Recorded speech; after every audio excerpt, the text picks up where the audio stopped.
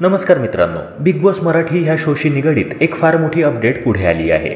मित्रांनो, big boss मराठीच्या घरात आपल्याला गेस्ट म्हणून राखी सावंत आणि अभिजित बिचुकलेची एंट्री पाहायला मिळणार आहे।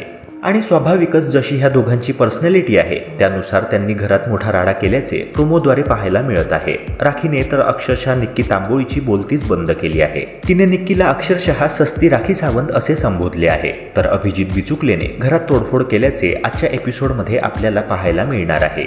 मित्रांनो, घरातील सर्व सदस्य लिव्हिंग एरियामध्ये बसलेले असतात आणि तेव्हा अभिजित बिचुकले हा वेगळ्याच लेवलचा भडकलेला आपल्याला पाहायला मिळणार आहे।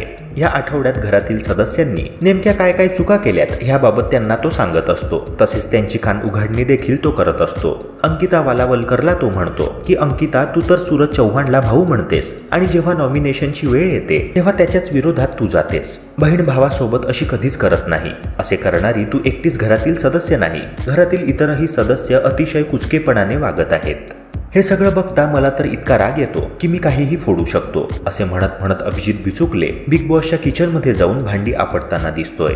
त्यामुळे मित्रांनो, आता ह्या दोन एंट्रीजमुळे घरातील वातावरण तापलेले दिसणार आहे। आतापर्यंत सगळं कसं छान छान आणि थंड चाललं होतं, मात्र आता खरा तडका अभिजित बिचुकले आणि राखी सावंत लावणार आहेत।